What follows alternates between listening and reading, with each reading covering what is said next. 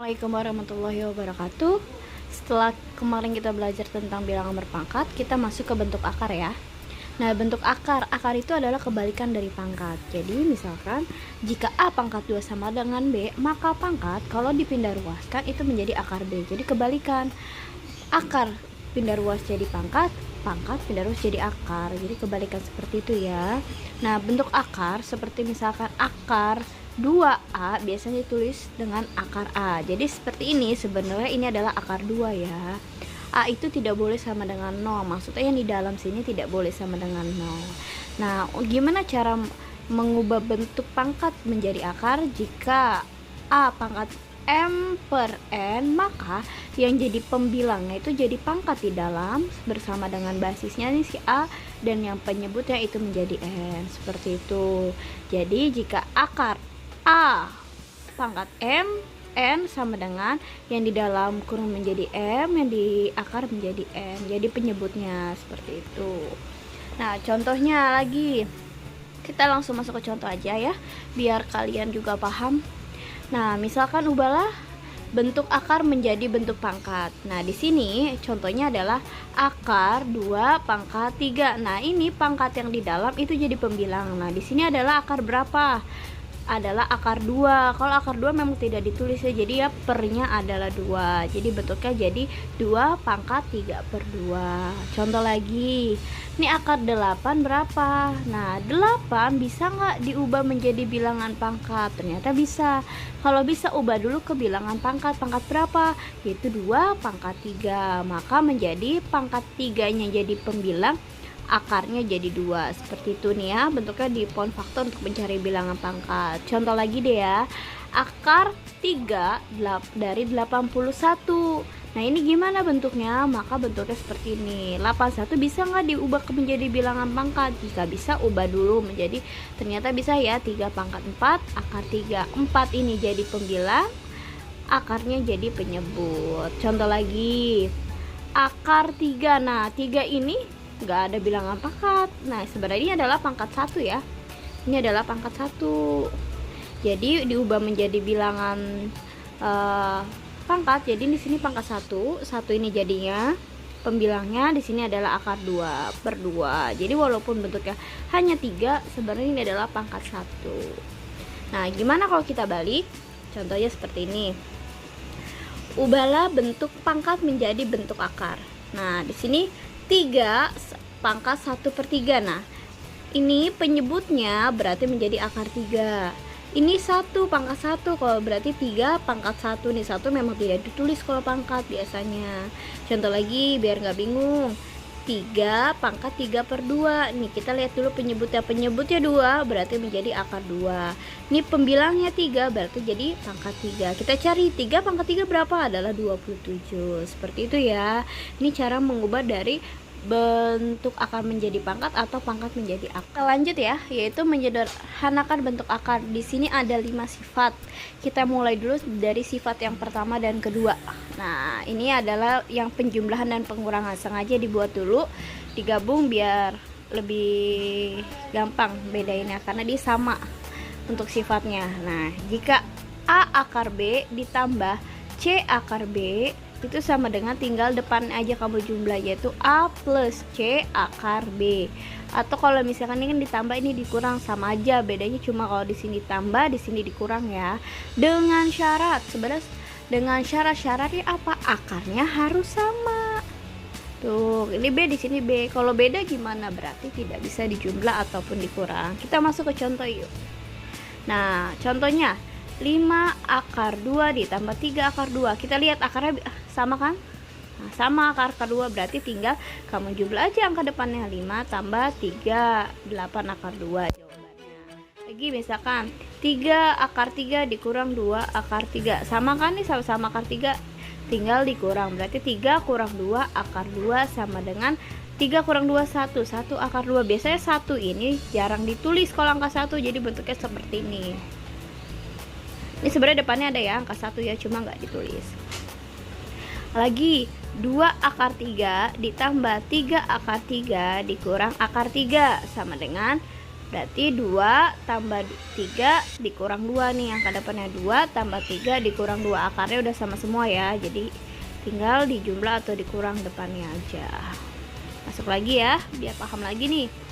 2 akar 3 ditambah 2 akar 3 dikurang 2 akar 2. Nah, di sini akar 3 sama, di sini akar 2 beda. Berarti yang kita jumlah hanya yang sama, yang ini aja. 2 tambah 2 adalah 4 akar 3. Terus ini gimana? Ya udah tinggal tulis ulang aja, nggak diapa-apain karena posisinya dia akarnya berbeda, jadi tidak bisa dijumlah seperti itu. Misalkan lagi seperti ini. 2 akar 3 dikurang akar 2 akar 3 deh ditambah 3 akar 3. Nah, ini gimana? Ini kan akarnya sama semua, berarti bisa dijumlah ya. Nah, ini berarti angka depannya berapa? 2. Ini berapa nih sebenarnya, kok nggak ada angkanya? Ini ada angkanya ya, tapi angka 1 ingat kalau bentuknya seperti itu. Sini plus 3 akar 3 karena sama semua, maka jawabannya tinggal 4 akar 3. Seperti itu ya. Kita lanjut ke sifat kesederhanakan yang lainnya. Lanjut ke sifat yang perkalian ya. Di sini ada 2 bentuknya, yaitu A akar B dikali C akar D. Ini walaupun akarnya berbeda, jika perkalian ini bisa langsung dikali aja. Tapi yang angka dengan angka nih, yang depannya dengan akar dikalinya seperti itu. Kalau yang D ini penyederhanaan ya. Jika akar A kali B maka sama dengan akar A kali B dipisah menjadi akar A kali akar B. Nanti dicontohin untuk menyederhanakannya. Kita masuk dulu langsung ke contoh ya untuk yang C nya. Misalkan seperti ini. 2 akar 3 dikali 3 akar 2. Berarti ini yang angka depannya nih sama-sama dikali dulu nih, yang 2 kali 3. Nah, akarnya juga sama kalau perkalian, tinggal dikali aja. Jadi walaupun berbeda, kalau perkalian bisa langsung dikali. Jadi 2 kali 3, yang akarnya juga dikali ya, 3 kali 2. Berarti 6 akar 6. Seperti itu. Contoh lagi.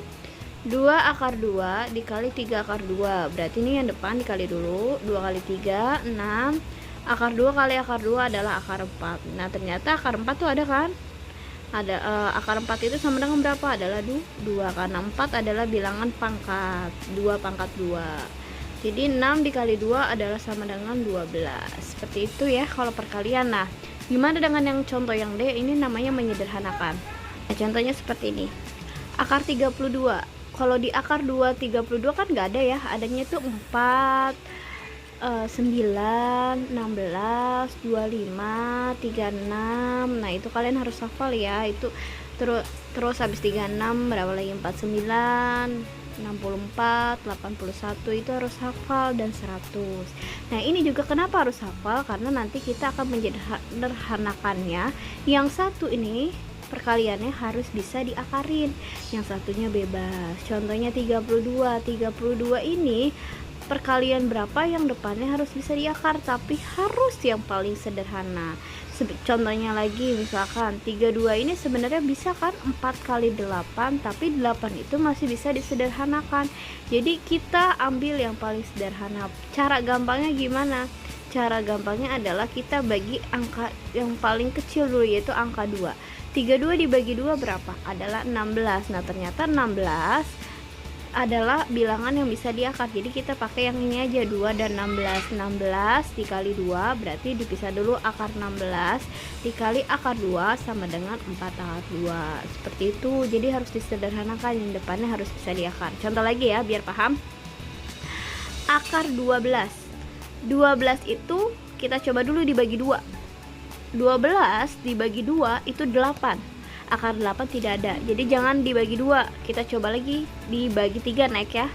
12 bagi 3 berapa? 4. Nah, 4 itu ternyata bisa diakar. Berarti kita pakai yang akar 4 dikali 3. Nah, tujuannya pokoknya yang depan, yang satu harus bisa diakar ya. Seperti itu. 4 berarti 2 akar 3. Tuh, yang ini yang tidak bisa diakar, ini tetap berbentuk akar. Yang bisa diakar dikeluarkan. Contoh lagi deh biar paham lagi, tapi ini masuknya barengan dengan penjumlahan dan pengurangan. Contoh di sini. 2 akar 8 ditambah 2 akar 2 dikurang 3 akar 32. Posisinya di sini kalau penjumlahan atau pengurangan tidak bisa dijumlahkan, harus sama akarnya kalau mau dijumlah. Nah, gimana cara menyamakannya?